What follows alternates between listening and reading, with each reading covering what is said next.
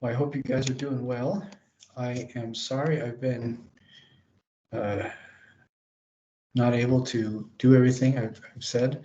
My computer died and it was making a horrible sound like somebody put a fork in a food grinder. But thankfully, it has been taken care of. It's working just fine. And I am getting caught up on the things that I need to so that you guys can get all the information that you need.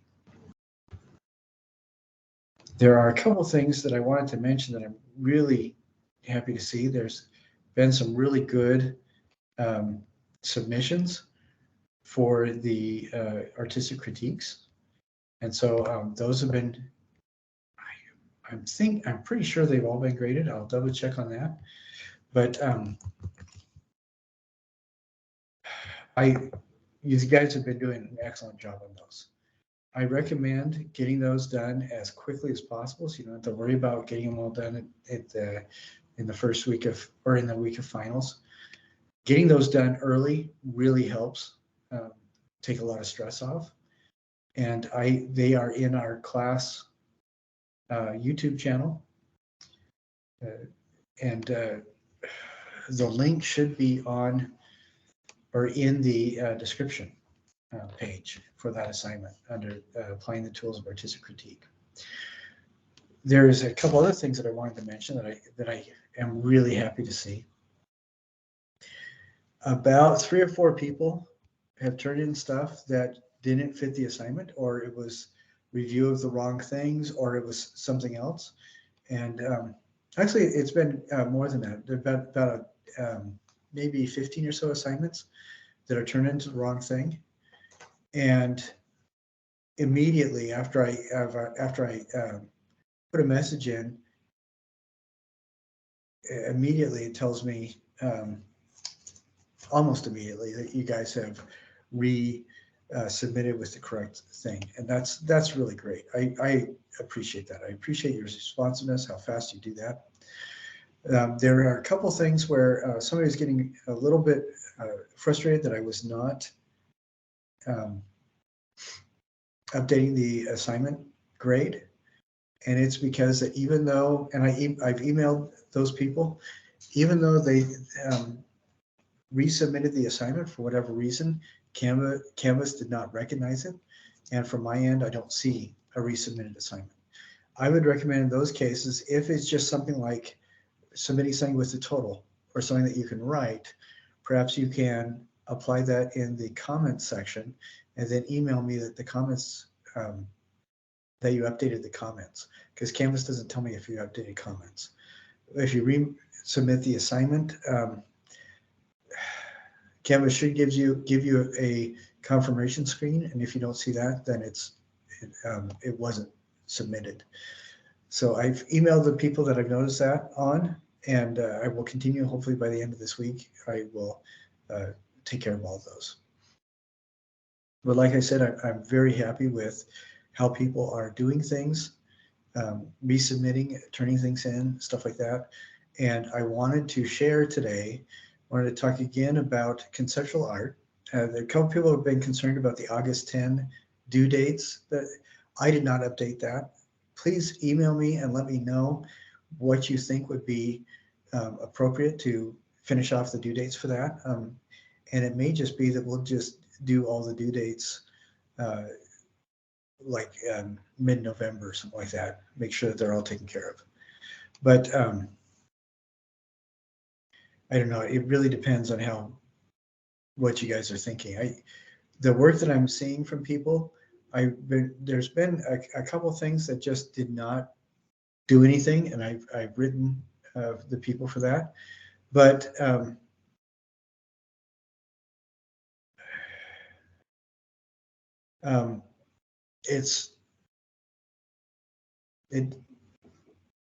you will need to get the points that you want. You'll need to resubmit following the directions of the assignment. And that's the only thing. And I'm trying to get that done right away, so you guys have a month to resubmit if you need to. So yeah, again, I apologize. My computer was in a bad state, and all my stuff was on my computer. Hopefully it's taken care of now. The latest issue has been internet. So I actually thought for the last 2 weeks that I was staying on top of all the emails because I get an occasional email and I'd respond. I just found out this morning and I know it was just a couple hours ago, that for whatever reason, I was not seeing any of the class emails. And I've gone through and I've responded to all of them. I'm really sorry for that taking so long. I should be responding to your email within 24 hours, Monday through Friday. So I'm really sorry about that. I don't know what happened. I've been doing this class online for a while, and we thought we had all the glitches taken care of. I thought I did, and evidently that isn't entirely true. So I will try to take care of that as rapidly as I can for you and make sure that you guys are all up to date and good to go. All right, with all that out of the way, I wanted to share with you the most recent artistic critique. And when I uploaded it onto our YouTube page, of course, I misspelled it. So let me see if I can fix that.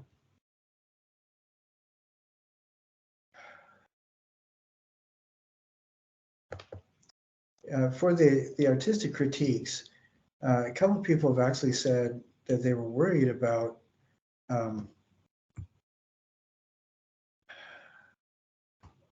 they wanted it to sound natural for whatever reason, and they were worried about it coming across as sounding a little bit weird if they said which step they were at. And I would say, do not worry about that whatsoever.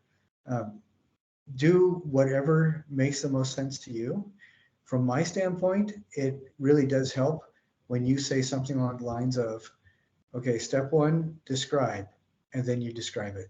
And then when you say step two, analyze, and then you analyze it. Step three, like that. If you do that, I think that really helps quite a bit. So this is a critique of somebody else's work, and it is by Jessica. So let's see. All right, I'm going to try to share this. Let's see, everybody cross your fingers and your toes. Let's see if it works.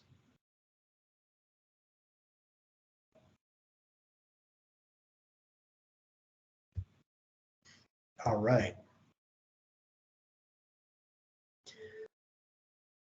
So Jessica is critiquing. The structure with. Excuse me. Jessica is critiquing work by another artist who put their work online, and this is somebody else that's in the class. So let's listen to what she is doing. This is the Structure with Skin assignment by Maren Jorgensen. The description, what I see are popsicle sticks, possibly hot glue, and colored paper. I also see these objects, these materials used together to make different shapes in triangles and pyramid shapes that are topped on top of each other. The analysis, what has been done to create certain effects, is I'm assuming the artist has taken the hot glue, put the popsicle sticks together to form different triangle and pyramid shapes, possibly apart from each other, then connected them all to create this tall standing structure. Then maybe afterwards, they applied the colored paper to only certain parts of the structure, so you can still see through it, but you still get those hints of color every so often, which is the skin of the project, so to speak. So the popsicle sticks are the structure with the colorful paper as the skin, and you kind of get an idea of what the artist was thinking when they had so many different colors. They wanted to make it fun and something that the viewer enjoys to look at, which is, I agree, it is kind of fun to look at. The interpretation or meaning of the piece, I think, is a very fun and playful structure. It also reminds me of like a playground for young kids, with the different colors and the different shapes, and it's not static. it kind of moves out, has one little base, and then it moves out into the air in a three-dimensional form. So I think it's a very happy and positive structure as well, and it speaks positivity to me, at least. My evaluation is that it was very successful. The project was to create a structure that has skin, and this artist has made a beautiful structure that's very unified and harmonious with all the triangular shapes. And they applied the skin, which would be the paper, every so often. So it's not just covered in it, but you get a hint of the skin over top. I think it's very unified and it's clearly balanced because it can stand up by itself. But design-wise, it is balanced as well because the colors work really well together. And they even work well with the color of the popsicle sticks, which is a really good choice as well. The scale and proportion was done great. Everything kind of flows together. Nothing is seeking for attention. Everything works together as a team. And the light and the value works really well as well. It's pretty light and pastel color-wise. And the texture is quite smooth. You get sort of roughness with the popsicle sticks, but they aren't entirely rough. They're more smooth than anything as well. And I think this piece really works together. It held up well. It was created really well. Had a really great design process, I'm assuming, beforehand to know how to put it together. And I think overall it was done in a really great way, and it was constructed really well. All right, I think that's excellent. One thing I would like to know is how, well, I think that Jessica did an excellent job. You know, one thing I would like to know is how she filmed it. It looks to me, I don't know if it was filmed using her phone, but it would be nice to hear from you what the easiest way to film these are, so I can pass that on to future students doing this. Like I've said, I've had people do this before where they've set up a little tripod with the camera facing their computer. They put up an image of the thing that they're critiquing and then record themselves talking. What I liked about what Jessica did is she went from to each of those 4 steps: to describe, analyze, interpret, and evaluate. For each of the 4 steps, she chose to, within those each of those steps, talk about the shapes of the modules, talk about the materials that were used, and talk about assembly. And I don't know if you noticed, if you listen to her talking, she will describe the popsicle sticks. Then the next step, she will talk about how the popsicle sticks were assembled. That part was assembled. Next one, she'll talk about why, perhaps. And then the last one was the last portion. She'll talk about the popsicle sticks as, how exactly it was successful. And she'll talk about the paper the same way. Readdress it in each of those four steps, and do that with the shapes and everything like that. And I think that was a really good way of organizing this. So I think she did an exceptional job. I would really appreciate it if 2 or 3 people would volunteer to do this for next week, and we can share those. I would also recommend as many people as possible getting these in before Thanksgiving so they can be done and out of the way. I think that would be really worthwhile, and it would help quite a bit. Now, I've gotten a little bit of feedback. I went through and I showed people images of what other people were turning in for their organic carving. And I'm going to do that again with the conceptualism.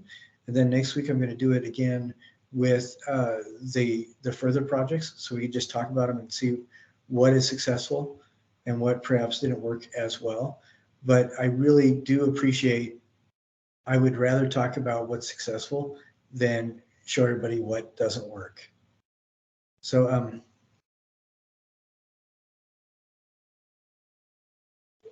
when we talk about conceptual work, there's a couple different things that I want to mention. With conceptual work, we are specifically addressing the idea of somebody taking something and redefining it, recontextualizing it, so that they are using the thing as a tool to sculpt what's between your ears. So I am going to show, let's hold on just a sec. Let's see, I'm going to share some of these and we'll just go through them all.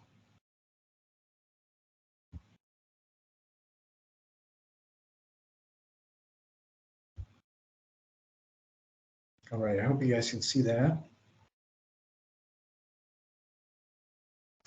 Okay. Now, on this one, I think I haven't looked at any of these, so I'm going to look at them. I'm going to look at them kind of closely, so you'll see my forehead, because I have to. The writing on some of these is so tiny. Oh, wait a sec.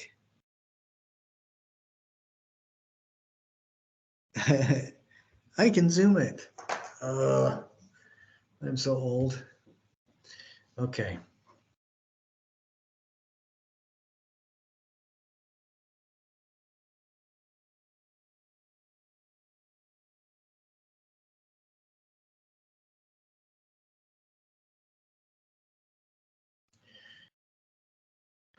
Okay, this one that we're looking at, reading the description, I kind of like the idea that they are taking this and recontextualizing restaurant served food. You know, and they're photographing it in a special way. The only thing, and I'm thinking that this, you know, they're talking quite a bit about this. The only thing that I find myself wishing that there was more of, they're describing it as opposed to giving it a new title and a new context. So this individual, they're not going to get, I would recommend that they rewrite this to address that portion of the assignment because their description of what's going on is really good. But in this, when you're using a ready-made, even if the ready-made is food, you need to recontextualize it by giving it a new title and by talking about why that new title recontextualizes it and makes it into something new. So I think that this is a really interesting approach that I doubt anybody has really tried before. I don't remember anybody trying. So I think it definitely counts. But I would recommend turning this in again with taking this middle paragraph and changing it so that you are applying your own title to this and write in the last paragraph how you have recontextualized this to make it into something new. That's what I would recommend. Other than that, I think it's really nicely done. So let's see the next one. This reminds me immediately of some of the work by Jean-Claude and Christo.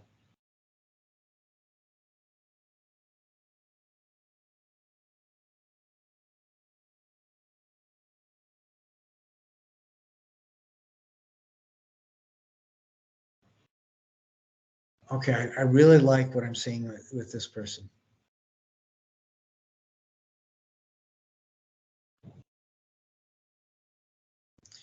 Okay, what this person is saying is that this was a jar that has been, and I really like this area right here with the light coming in. I think that looks beautiful. I would even recommend, if you wanted to, you could recrop this to get rid of this black line there. Just bring this line over a little bit and bring this bottom up maybe so we can see the light. That would be really kind of interesting. But what I like about this is the person has said, okay, this is a jar that used to contain something. We don't even remember what it was. Now I use it to clean brushes in. So it's something that we've had for a long time, but I'm recontextualizing it by giving a new title, optimistic or pessimistic.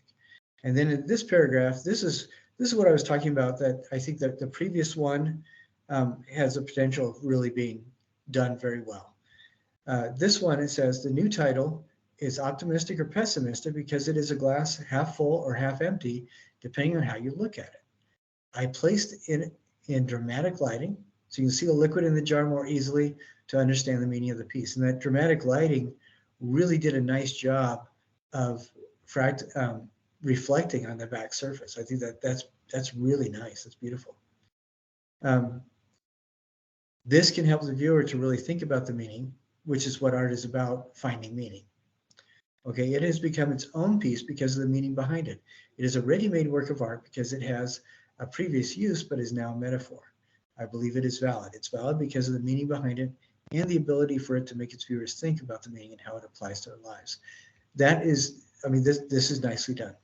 I think this is a really solid presentation. The difference between this and the previous one is that there is a specific title.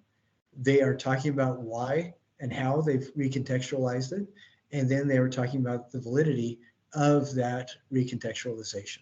So this is nicely done.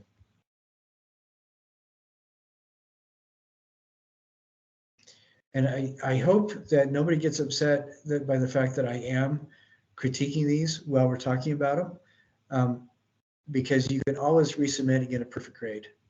You know, if it's not quite the way you want, or if you need to resubmit before I grade it, or you can resubmit it after I grade it. Doesn't matter, and you'll get the graded points.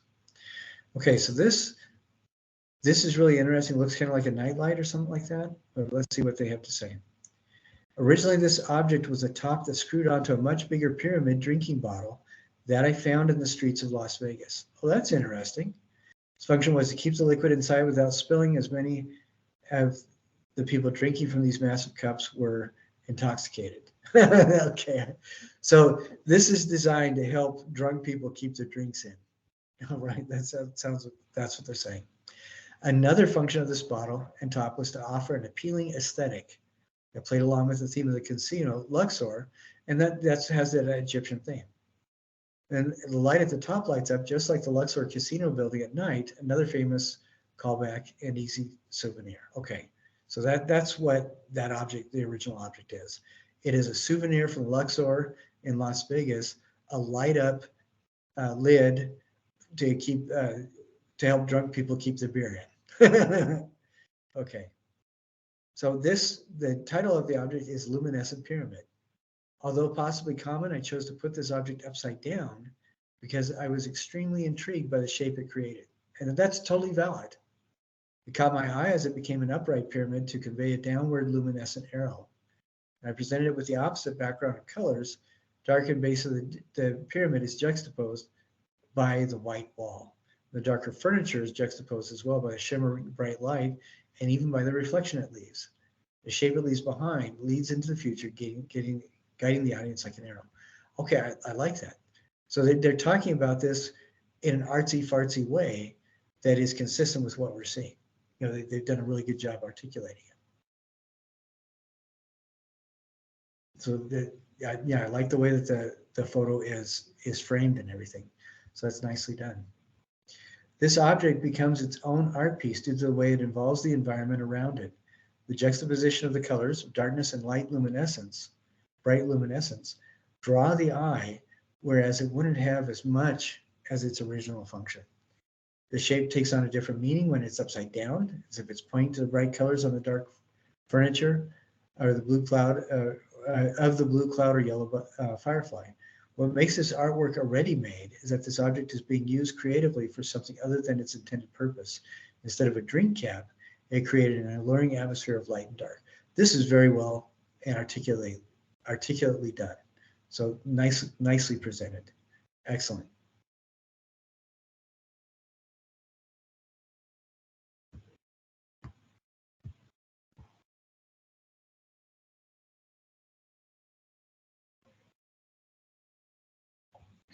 Okay, let's look at this one. I'm kind of liking how the light is doing different things to the wall around behind it. That's really kind of fascinating.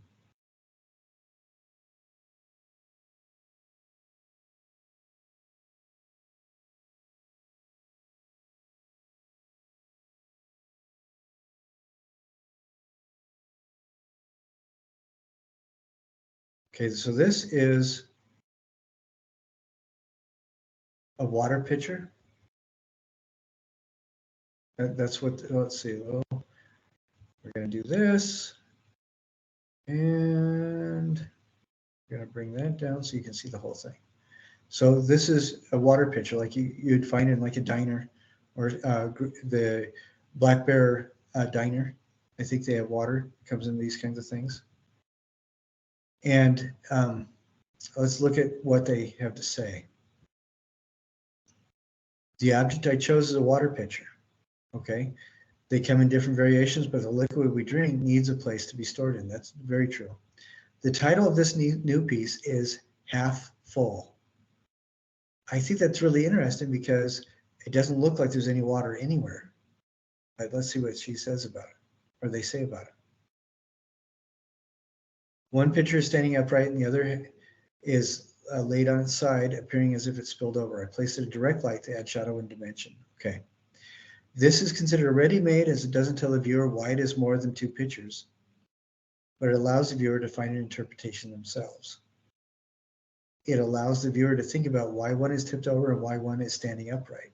As the artist, I wanted to give light to an object that has the potential to keep us humans healthy, not just physically, but mentally.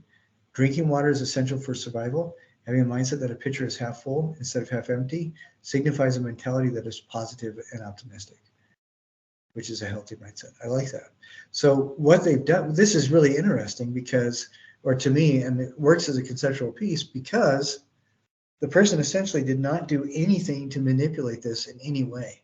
All they did was talk about the reframing process. How are they thinking of it? And the half full does not refer to any liquid in there because there isn't any liquid. I think what it might be referring to is the potential for having liquid in it, because this is the half that is not going to be half full, whereas this is.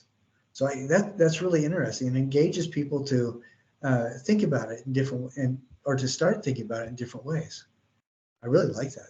Nicely done.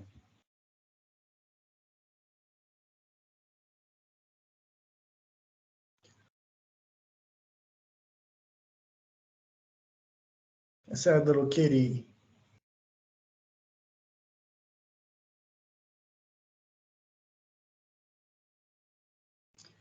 Okay, I was trying to make this bigger. Let's see if it will. There we go. Okay. This is really interesting. It looks like a stuffed cat stuck between a cushion and the edge of a couch. Let's see what it is.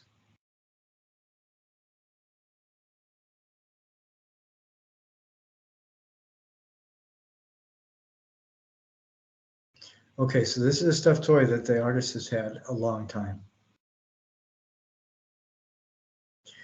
Okay, the new title is All Grown Up. And they've stuffed it between a pillow and a quilt.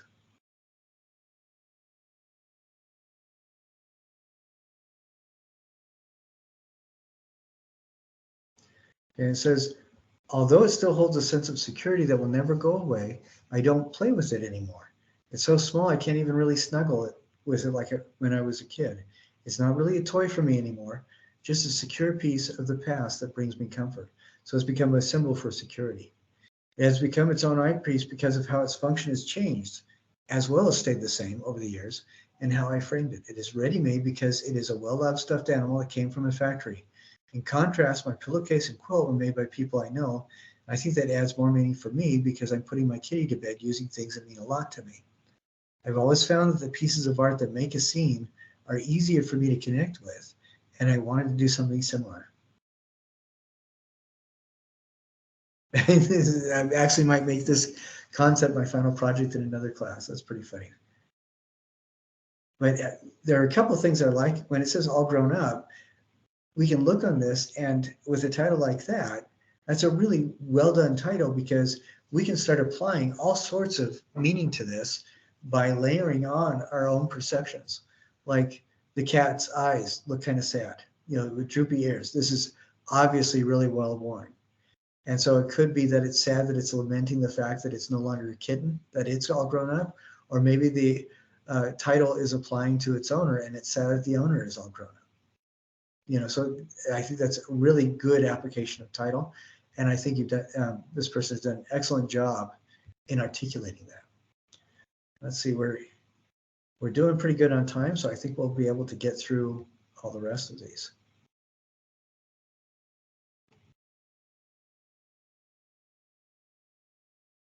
Okay, I think this is the photograph that we're supposed to be looking at.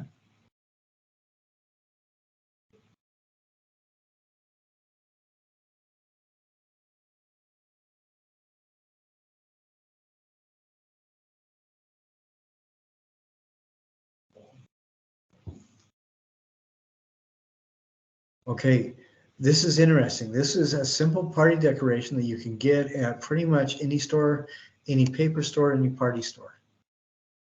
And this individual took it, put a dramatic lighting on it, and put it on its edge so we can see all these different patterns going on, and titled it Fractal. What I like about this is that it is a simple, cheap, easy object that all of us recognize immediately.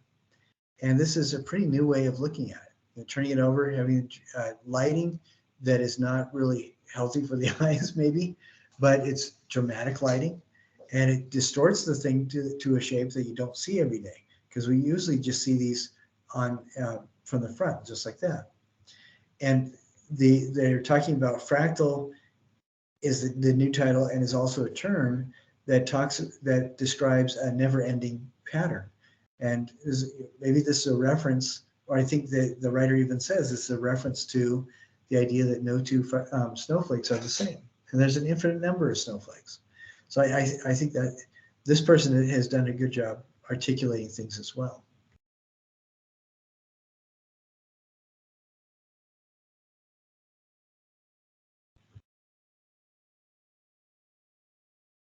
Okay, let's look at this one.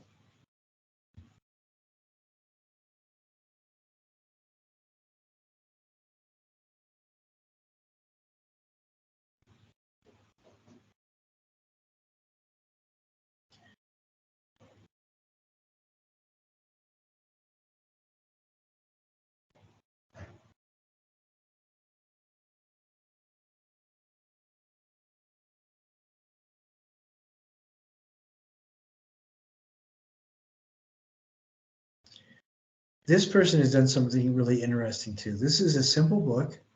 It's in a new position. You know, they take it. The photo doesn't have really dramatic lighting or anything like that. But with every other book, you're expecting it to stand upright, to see the spine, or to lay down flat. And so this is an unusual way to display a book.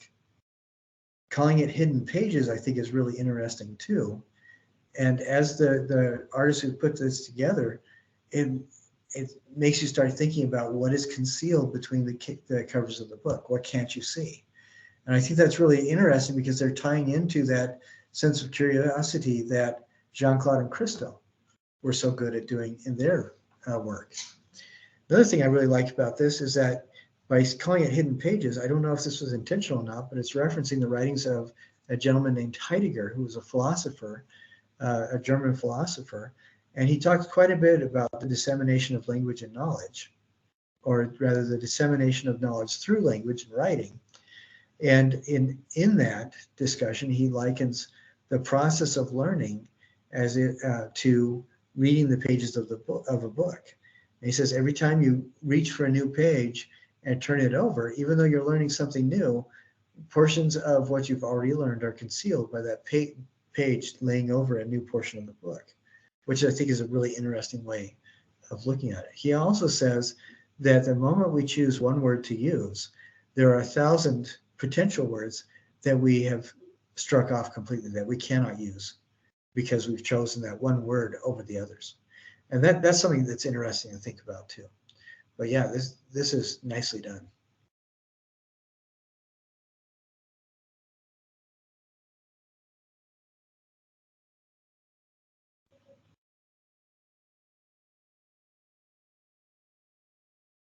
And necklace used as jewelry.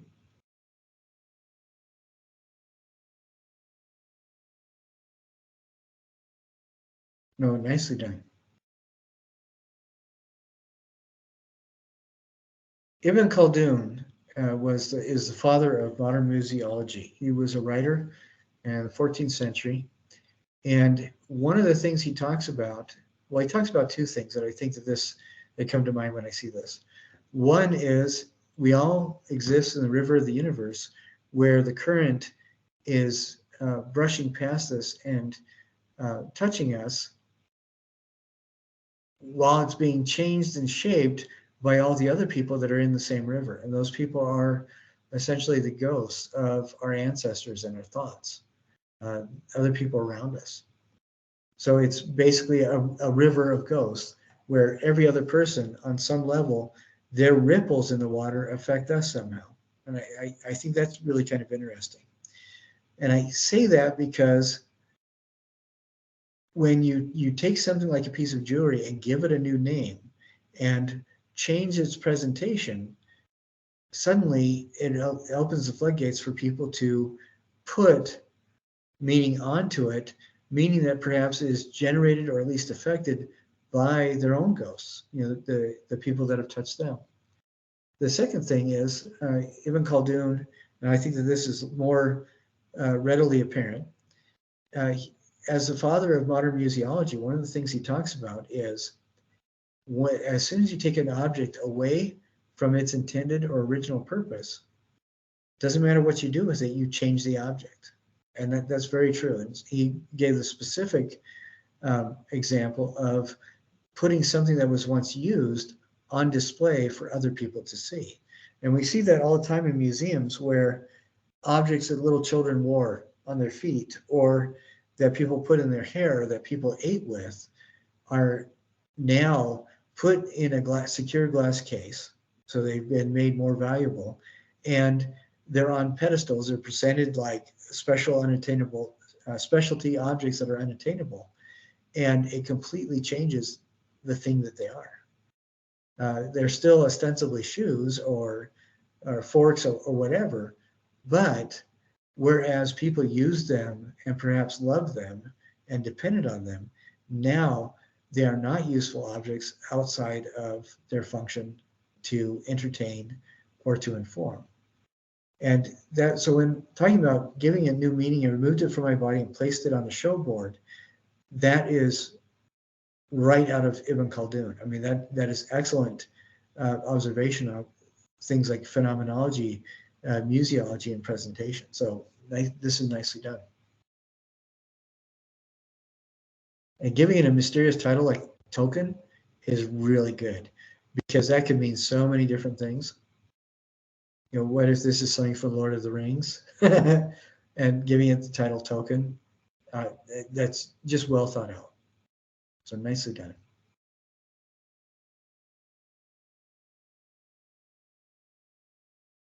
Oh, this is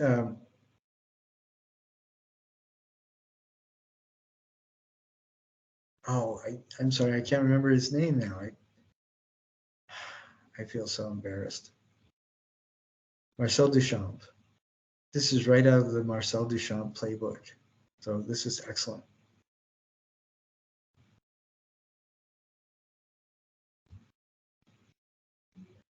One of the things Marcel Duchamp did was turn things upside down.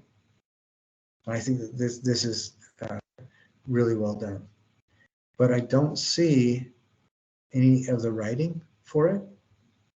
So I would say whoever has done this one, please do that 3-paragraph write-up as soon as you can and turn that in as well.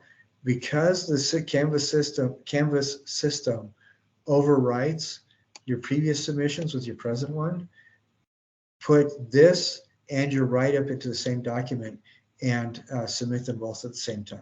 So the photo will be resubmitted with your write-up. But I think that this is well done. Turning it upside down like that.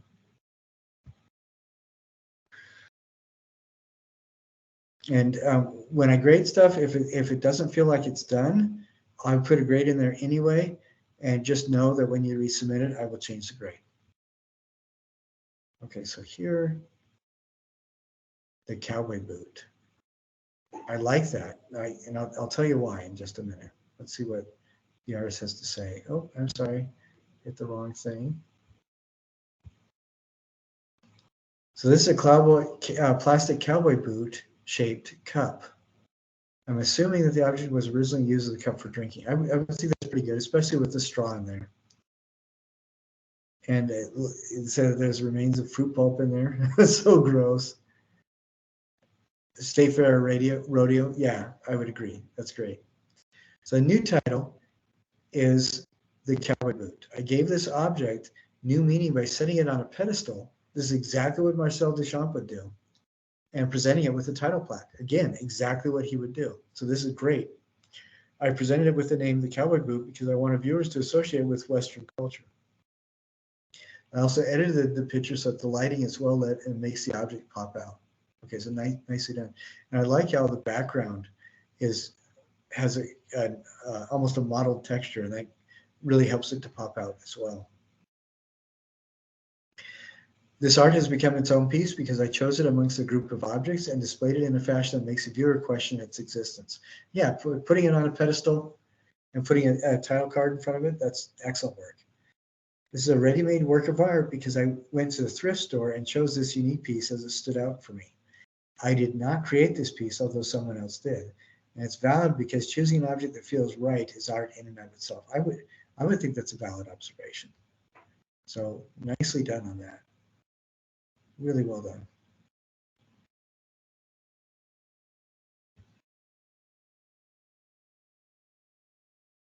Okay, this is what happens sometimes to my computer where I don't get the whole file, perhaps.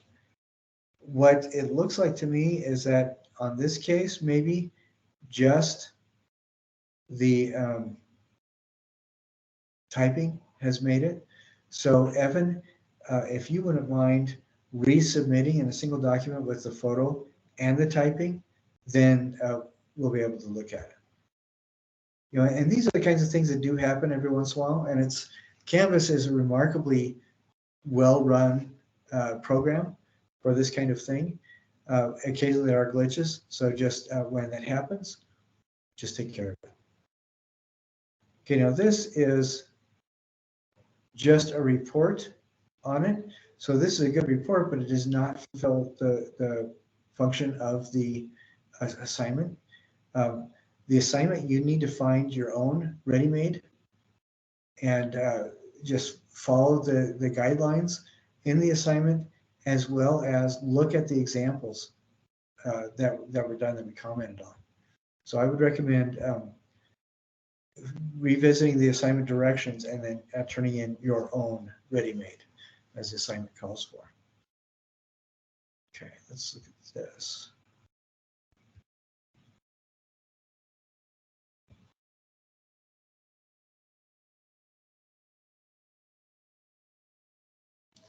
Okay, the original piece is some sort of old drain pipe.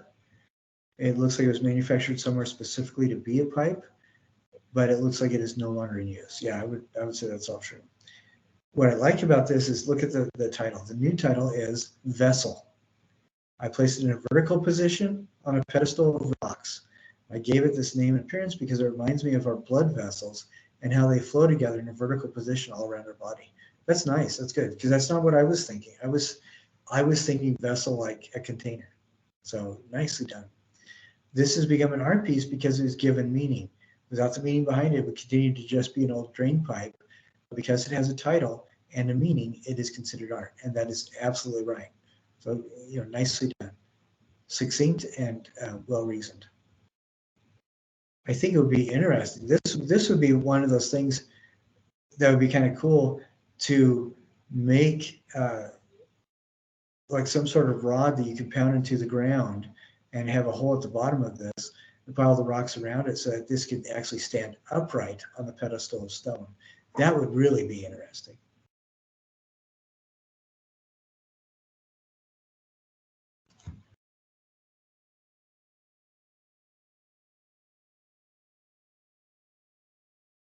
Oh, I like this. Very nicely done. The reason I like this is because the title is really thought out. That's excellent. Okay, so this is a regular Diet Coke can being crushed, right? And aluminum is the most recycled material on the planet, from what I've heard. And I read once that every aluminum can that is in use right now has been an aluminum can or something else at least 20 times before, because it is so much cheaper to recycle the aluminum for cans than it is to refine. new aluminum for the cans. I think that's interesting. Let's see. So this is originally part of a mass-produced batch of beverage cans designed for a brief life cycle of delivering refreshment and then being discarded. Absolutely. This can's design and result of marketing strategies and branding was created to grab the attention of consumers. Excellent.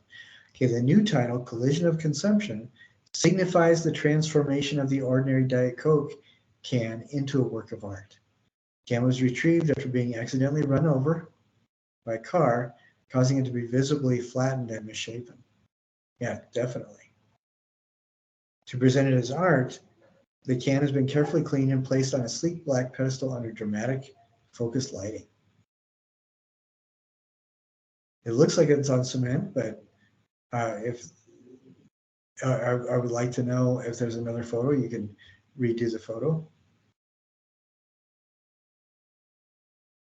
The deliberate presentation accentuates, let's see, the can's altered form, highlighting the concept that the collision of consumer culture and the everyday have led to an unintended yet intriguing artistic result. Okay, good. I like that. Nicely done. Nicely articulated. The object has become its own piece, a ready-made work of art in tradition of artists like Marcel Duchamp. The intentional alteration of a mundane object gives it a new and unexpected significance. Absolutely. The flattened Diet Coke can represent a collision between the disposable consumer culture and the art world, where the everyday is elevated to a new level of contemplation of value.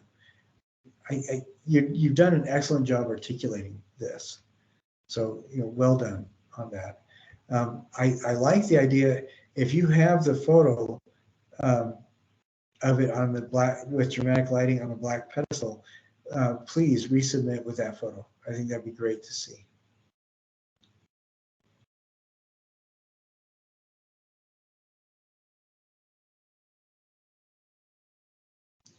Well, this looks a little intriguing.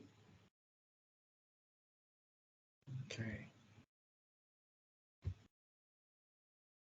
Children's Tylenol, a syringe filled with 2.5 milliliters of the medicine. Okay. The new title of this is Relief. I tried to get this picture. I like that, and I'll tell you why. I'm using cap as a pedestal for the syringe to give it a more dramatic effect. Okay. Also added some of the medicine in this syringe to give it a contrasting color with yellow and purple. Good. Also try to keep this photo simple so that the object is a focal point. Good. And it's become its own piece because it now has meaning behind it. I chose the title Relief because it's not only relieving for the child, but also for the parents to know that the child is going to feel slightly better. Excellent. A ready-made is something that is ordinary, an ordinary object that an artist titles reposition that gives meaning to. Yes. Okay. And another reason I like the title Relief is that this looks like, this is for children, consumption of children, but the syringe model with the drug right next to it is what is seen every day in the inner city with drugs, where people are taking drugs to feel relief from their own emotional pain as well.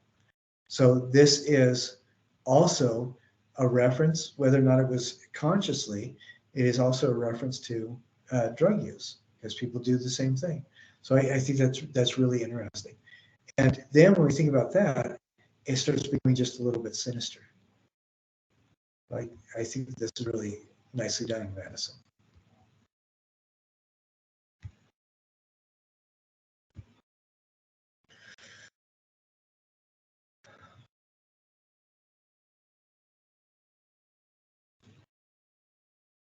Oh, this is kind of fun. We looked at Barbara Kruger a little bit. You've probably seen her work where she will actually do things like this. And Man Ray, photographer from about 100 years ago, would do stuff like this. Maybe next year. Oh, excellent. Good, great title. Let's see what is going on. The object featured in my Ready-Made was originally a red can and the new pear cinnamon flavor. Very good. The primary design of the original can was to contain the drink that it comes with, but there are a couple secondary purposes to point out as well. First, there is an undeniable aesthetic appeal to the can, intentional choice by its designers, that's true. Second, this can is recyclable and will one day be made into some other undetermined aluminum product, perhaps even another Red Bull can. Yeah, absolutely. I have decided to name this piece maybe next year. Name which spawns from the physical and metaphysical alterations I gave to the can. First, the can laying on its side represents a vague sense of failure. Good. Second, I chose to hold the can rather than present it on another surface in order to insert myself personally into the theme. Though I hope to maintain enough anonymity that a like-minded viewer could imagine their hand in a frame instead of mine, as if they desire. Excellent. And third, the dramatic lining is purely that, just for drama. Yeah, with the Red Bull is the only thing that's actually really legible. It's the only thing that has full light on it. Everything else is in bits and pieces of shadow. Nicely done. The Red Bull can has become an artwork through its relation to me and my inclination to share that link with other people. My work is a ready-made artwork specifically because this manufactured object had no relations to cyclical mundanity or depressive failure. I just tagged those things onto it after turning the can 90 degrees. Excellent, good articulation. I think my ready-made is a valid piece of art, maybe a little low effort as many ready-mades are, but it has some substantial meanings that I believe hold it up to artistic standards. I think that's very nicely articulated. What I've just seen, and oh, hi, Emily. What I've just seen, I think, is these are excellent examples of the kind of thing that we're looking for. So this is really good. What I think it can be difficult for a lot of people to wrap their heads around the idea of creating a ready-made work of art like after Marcel Duchamp. So I'm really hoping that that helps in explaining that. Now, I wanted to look at the colorful cocoon or wrapped object. We have one person who submitted something. Give me just a second here, see if I can pull it up. Okay, and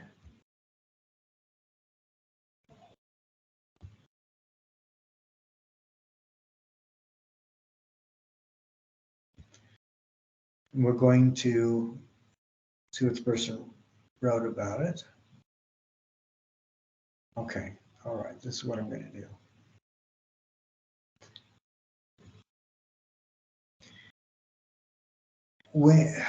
I'm hoping that you guys looking at Jean-Claude and Christo's work really helps with particularly the conceptual stuff that we're doing, but most particularly with the cocoon.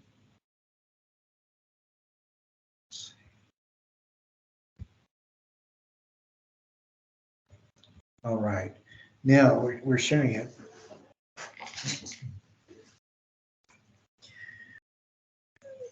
Just from looking at this, there's a couple things that I want to point out that I appreciate. One is that the person doing this has taken a little bit of time to actually wrap these things and wrap them in a way that's interesting and then present it in a way that's interesting. Now, why is that important? I've seen people before turn in things where they just drape a sheet or a towel over something and call it good. And I really don't like that because it really doesn't show an awful lot of effort. There's more effort in this. There's more physical labor in this than is in the ready-made object, because in that one you're not supposed to do much to the object at all. All your effort should be in presentation. In this object, the experiment in wrapping, a lot of your time should be in considering why you're wrapping it, what you're wrapping it with, and how you're wrapping it.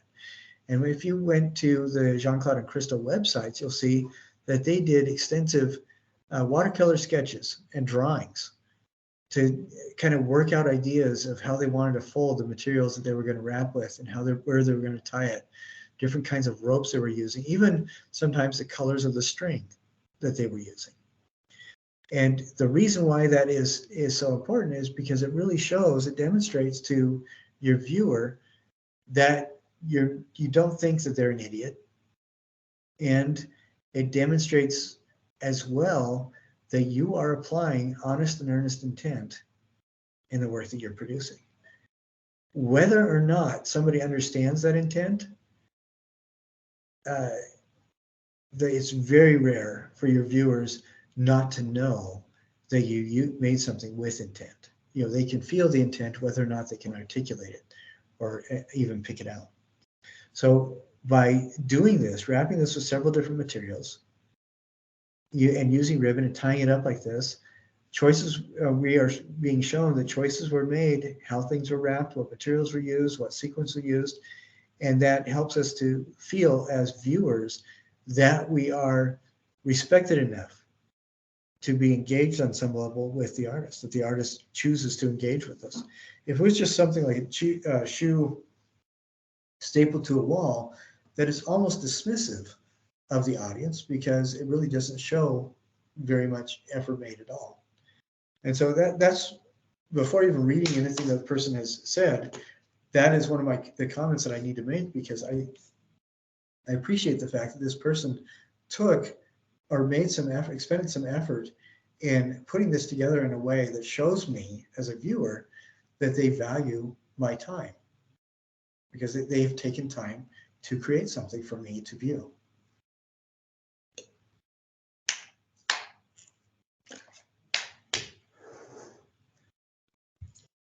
So this person writes, I chose shoes as my items to wrap because they can have many connotations. But for me, shoes are a way to express my style. All right, I like that. As they say now, I realize it was silly for me to feel like I couldn't get nice shoes or be embarrassed or inadequate. And I think that that's something where a lot of us have shared those kind of disempowering feelings when we're young, and as we get older and realize that we didn't need to feel that way and it was not appropriate for us to feel that way, I think that changes our relationship with those memories, definitely, for sure. But shoes do have a lot of meanings, and I appreciate what the person is saying about that. So that's excellent. Oh, and I've seen that too. This person mentions, remind them of shoes they've seen dangling around their town's electrical poles. Yeah, I've seen that. One of my kids got in trouble with the principal for knocking somebody out over in the playground. What it actually, and we were called in, and it's surprising to me because my daughters don't pick fights. I mean, I've never known them to do that. And I asked the person, well, what was the situation? I'd like to know what was going on. How long had she been angry at this kid, and how long had she been harassing him? And of course, the principal didn't have any answers whatsoever. So I said, oh, so you are punishing my daughter without understanding any of the context for what happened? So before we respond to anything, I would like to know where the teachers were that saw this and who else was involved, because I would like to know what the context was. And the principal hemmed and hawed, but we implied that a lawyer would be involved. And so very quickly after that, they brought in the teacher, and the teacher was a little bit startled that my daughter was going to be punished. And she said, well, what had actually happened is that there was a bully who was taking kids' shoes, tying the strings together and throwing them onto the roof of the school.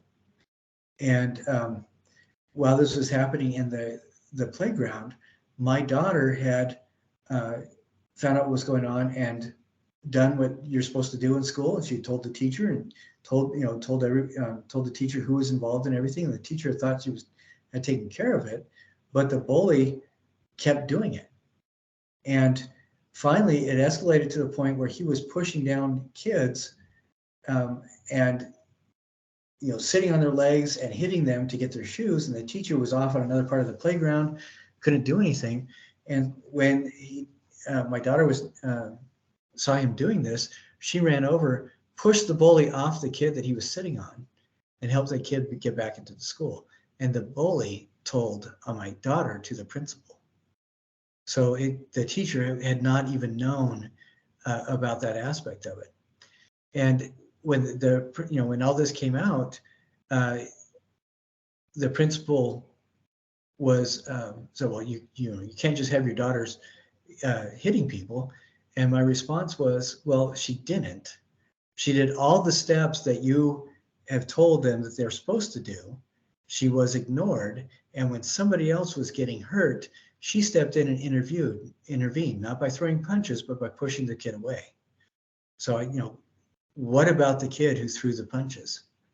And it ended up that she was totally fine, that the principal apologized, and then the bully was really quiet for a couple of weeks around the other kids. But so it's interesting to me because that memory, I haven't thought about that for a long time, and seeing this picture brought that, and reading that really brought it right back in. This person writes, I wrap my objects with a balloon string, twine, and paper towels. Okay, and then wrapped each in paper towels and twine that can join them with string. So the person is demonstrating that they're thinking about the process as they're doing this. And reminded me of different connotations. I really like that. That's nicely articulated. As I was creating this piece, more and more feelings came to mind, just like you saw it came to my mind. And I initially wanted to relate this to those that are less fortunate and cause the viewer to think about others. I then thought about how it's unique to objectify shoes and to understand that they are simply material rather than a status. Oh, that's true. They've become signifiers. They are just things. They're just objects, but they have become signifiers. One of my previous wives really enjoyed spending money on shoes, and it wasn't just because they were nice, although that was a big part of it, but for her job, she kind of needed to, because she had to present herself as the forward face of the company, which meant that they gave her a budget to buy expensive shoes, because that was the first thing that people saw. So that it's really fascinating to me that it's an object that turned into a status symbol that then her company used as a marketing tool. So I just think that that's an interesting escalation of meaning. I hope the viewer is drawn to the idea that our material possessions don't define us. I like that. So I think that this is an excellent example. It's an interesting object to look at, but then a lot of its meaning is developed with this writing, and you can see how quickly we can become involved in it. So this is a really great first example to show you regarding the ready-made idea. So nicely done. Excellent work. So I am, let's see, give me a second here. Something else I wanted to mention is that a couple of people were really concerned because I did not change due dates on a couple of things. I want, while I'm talking, I want to show you this really quick here.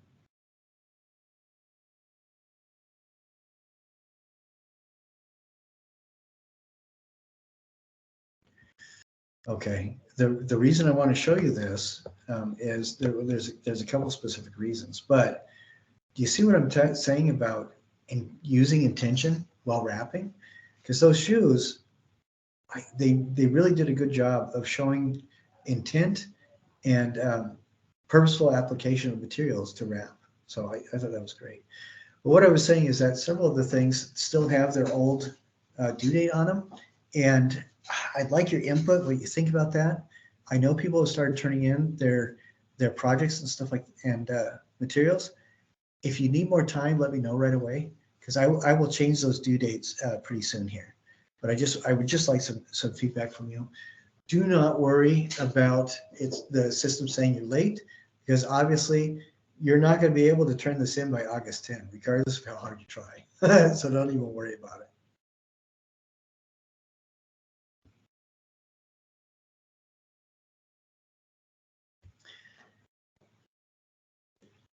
I think that especially with contemporary art that deals with ideas of conceptualism, where Sol DeWitt is a really good example of this kind of a thing, where it is the art is happening entirely in the minds of the people that are either participating or watching or viewing. So, and that's important to realize. Now, I do have these due dates here. I am going to change them. A lot of people did the Readymades already, and that's great. I am going to change these and put these a week out. So please don't stress out about it too much. People have already turned stuff in. That's great. Uh, and I really appreciate that, and that will really help you towards the end of the term. And people have already started turning in the Mighty Voltron sculpture revisited. These I'm going to try to get graded as soon as possible over the next couple days, so that if you do need to reassess anything, you have a month to do that before the end of the term. So I'm sorry that this term I've been plagued with computer issues. I think I have gotten everything resolved. I'm not entirely sure. I think I have. But what I'm going to be doing is, well, as you guys are telling me what's going on, what's working and stuff like that, I'm taking that into account and I'm making changes. And I really appreciate your patience with me, and I appreciate your working with me on this ongoing morphing class. One thing that I particularly appreciate is how people are telling me, hey, I'm not going to be able to do this by this date. I'm not, I'm having issues with this. Can I have an extension or whatever? What would you advise me to do on this? How should I work on it? The reason I appreciate that is by you asking, I've never not extended the date when somebody has asked me for an extension. I know that you guys are working hard. I know that all of you have lives outside of school. And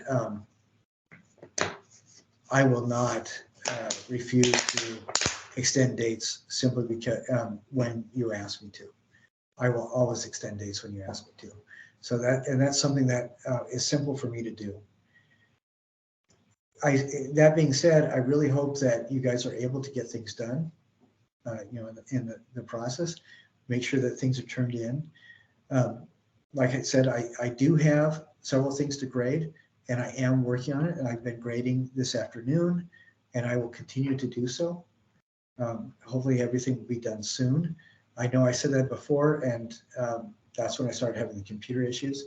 There were, like I think I told you that for a couple of weeks, I wasn't getting any emails from the classes at UVU. I was getting some of the UVU regular emails, the administrative ones, but I wasn't getting any ones from Canvas, and I don't know why that is. So the tech guys tell me that there's nothing wrong. So as you guys let me know what's going on and email me and text me, I will get back to you within 24 hours. Excuse me. And as we get closer to the end of the semester, a lot of times I stay up late, and I will get back to you. There's been many occasions when people have emailed me at 1 or 2 in the morning in a panic, and I just happen to be awake, and I email them right back almost immediately. And I hope I didn't give any of those people conniption fits because they were so surprised. But I will do my best to stay on top of this. Now, we are getting new internet to the house. That's a more formidable and technologically advanced internet than what we've been using. So I'm hoping that will help as well. So, and again, I am working as hard as I can to get all these things graded and up to date for you as rapidly as possible. So I really appreciate you guys working with me, and I appreciate your flexibility in this as well. So one last thing, please, as soon as you can, start doing the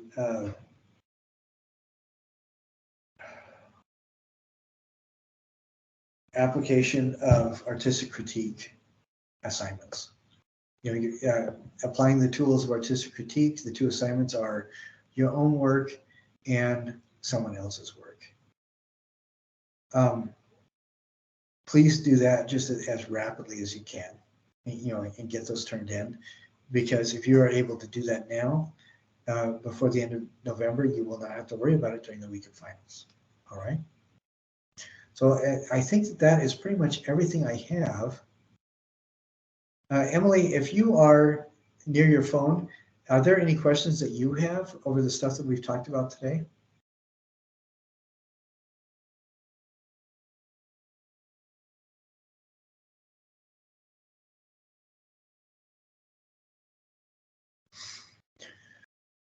All right. And next week, I'm going to revisit the conceptual stuff a little bit, but next week we will also talk quite a bit about the texture and color applied to the organic, the biomorphic organic sculptures you guys have been working on. All right. So I look forward to seeing you next week. I hope you guys have a wonderful weekend. I'm going to be up in Salt Lake this weekend. I am going to be having a televised conversation with an imam, a rabbi, where we're going to be talking about his favorite imam. So, which I think is really a timely conversation to have.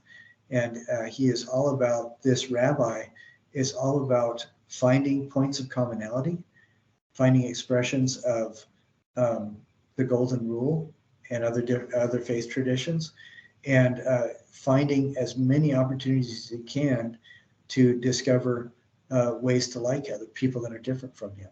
And so talking to a rabbi who really admires an imam is something that is really worth exploring with everything that's going on in the news overseas today. So if anybody is interested in going to that on Sunday afternoon, let me know and I will send the information out. But it's going to be in Salt Lake and it should be pretty interesting. All right, I hope you guys have a great weekend, and I look forward to talking to you again next Wednesday.